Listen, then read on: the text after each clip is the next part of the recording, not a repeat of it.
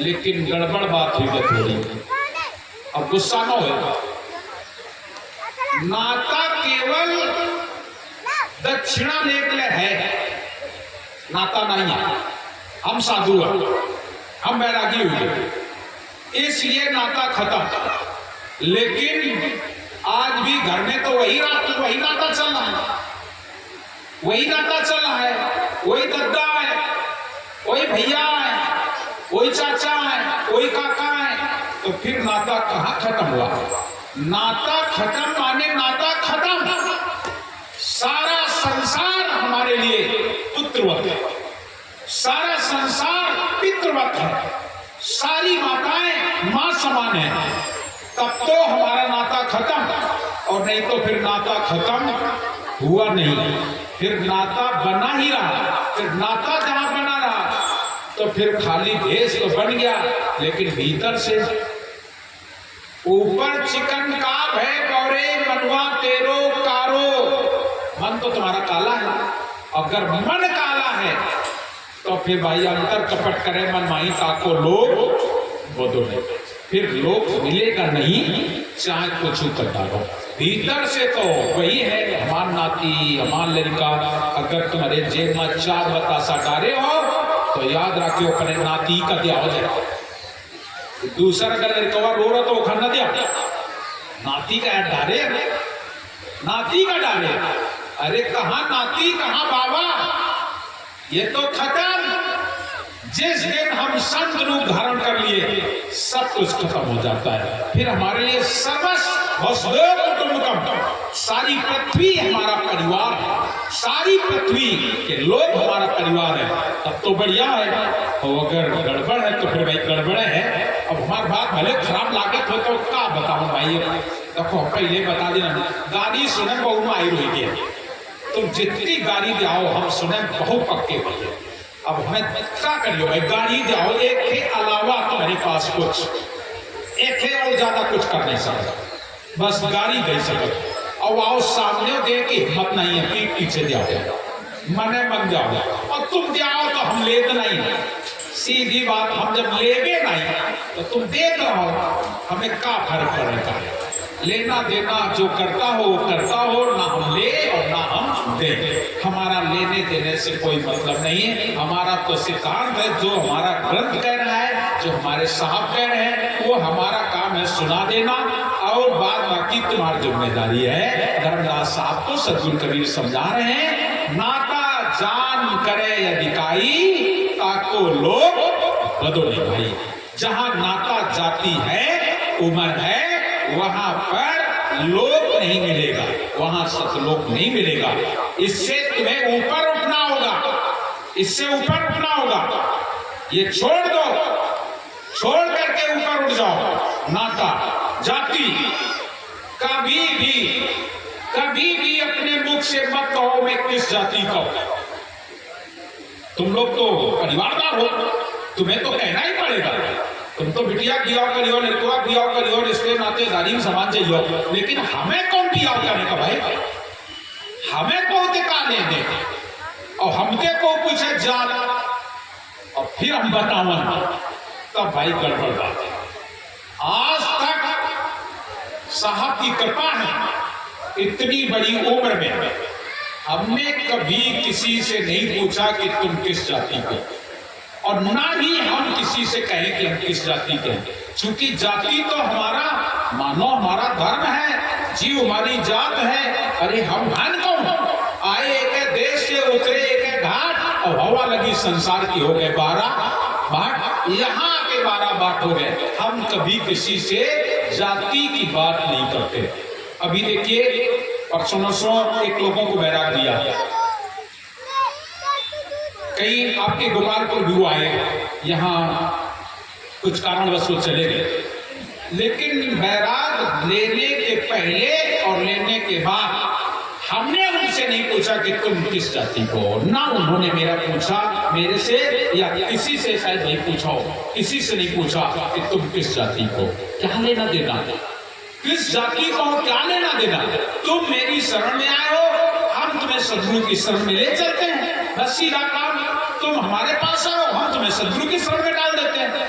अब अपनी जाति का पुलंदा बांध करके जो लोग चल रहे हैं, और आज ये बीमारी बहुत जोरों से चल रही है, बहुत जोर से चल रही है। व्याधिवाद, जातिवाद, जहां वाद है याद रख लेना वहां पर लड़ाई है, वहां झगड़ा है। इन वादों से ऊपर हो जाओ।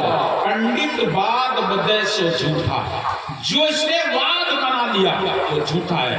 वाद खत्म कर दो। जातिवाद वाद है, ये जातिवाद, धर्मवाद, कुलवाद, ये वाद है। वाद विवाद को अलग कर दो। यहाँ पर वाद और विवाद नहीं चलता है। ये साहब कबीर का घर है, यहाँ पर सत्य सब हम अंशजन है। इसलिए हमारे यहाँ जब बंदगी बोली जाती है तो पहले हम अपने वंश गुरुओं के नाम, साहब के नाम बोलकर वंश गुरुओं के नाम बोलते हैं, और इसके बाद में हम आखिरी में कहते हैं सकल हंस को साहिब बंदगी। बोलते हैं कि नहीं? सकल हंस माने संसार की जितने भी जीवात्मा है वो सब के सब हंस हैं, उन सब को हम साहिब बंदगी कहते हैं। सकल हंस को साहिब बंदगी, क्योंकि वहां पर हंस हंस होता है, वहां जाति और उम्र नहीं होती है। जाति उम्र से परे होता है। ये इस जीव की कोई जात नहीं होती है, जीव की कोई जात नहीं होती है। इस शरीर की तुमने जात बना रखी है। इन शरीर से ऊपर उठ जाओ,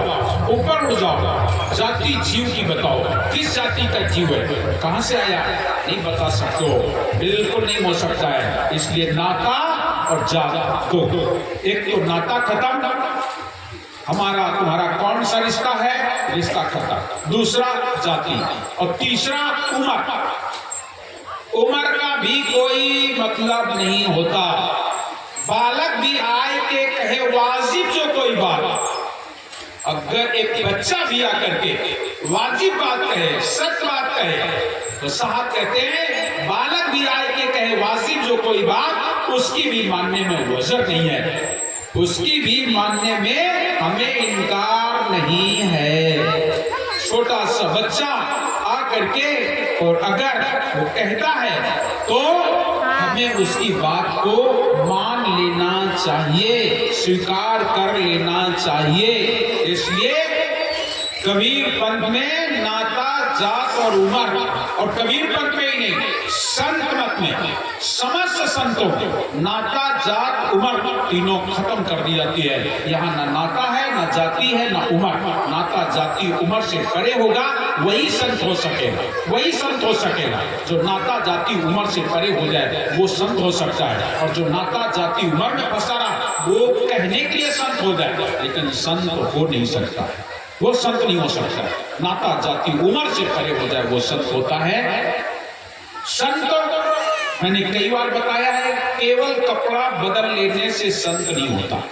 कोई को हम कपड़ा दे दें संत नहीं हो जाएगा, किसी को माला कंठी पहना दे संत नहीं हो सकता।